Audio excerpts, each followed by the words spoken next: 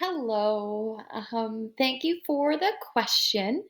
So, our question was, how do you find useful reports within within the program to help you determine your students' active minutes and where they need assistance? So, once you sign in, make sure that you're on your right class. Over here on that far left-hand side, we have that Read 180 Universal, and I am in within that data dashboard. So once you're within the data dashboard, you have your Read 180 student application. Now, I want you to be conscious of over here on that far right hand side, we do have the date range. So sometimes it is very useful to pull data for that particular date range when you're working for your students. If you're setting goals, I like to set weekly goals and make sure that they obtain those active minutes within that weekly span.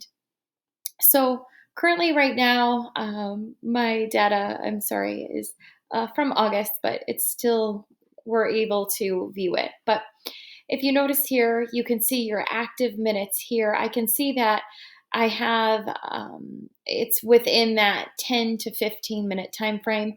If you do have rotations of 20 minutes, you probably want your students to be up around here around that 18, 15-minute mark. They'll probably start at 15 minutes of active minutes if you're giving them a 20-minute time session. But this is why it's imperative to consistently have your time frames at the same time every day. So if you're giving 20 minutes, you want to give equal time to each one of your groups. So you can determine if students are really actively working through that particular time. So here you're going to be looking for that constant rate within your graph. Now down here, you have the overview. This overview lets us know the Lexile level, the level that the students are on within the program, their particular Lexile level, the date that they started Read 180, and here is the average session minutes. Now this average session minutes is for the whole entire span up here. But again, if you just wanted to pull for a week, this will give you your average minutes for whatever span that you pull. So here is your average session minutes. Now, if we go into implementation, we have again, the level. And now this implementation is the amount of sessions, which is the amount of times that the student has logged in for this particular time span. We can see that they have completed one segment, and this is the total amount of minutes that they were on.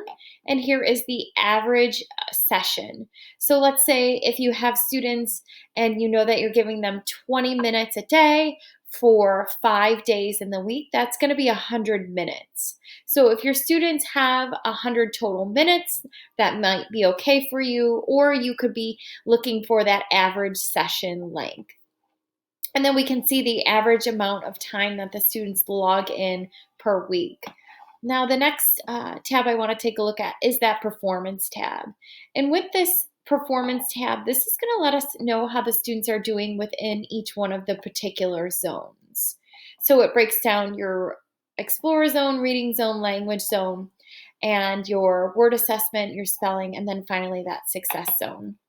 Now, if we go in to the particular student, we can see how the student is doing within each one of the zones. The first, the light colored blue is the average for all of the segments, but that dark blue is what they're currently working on.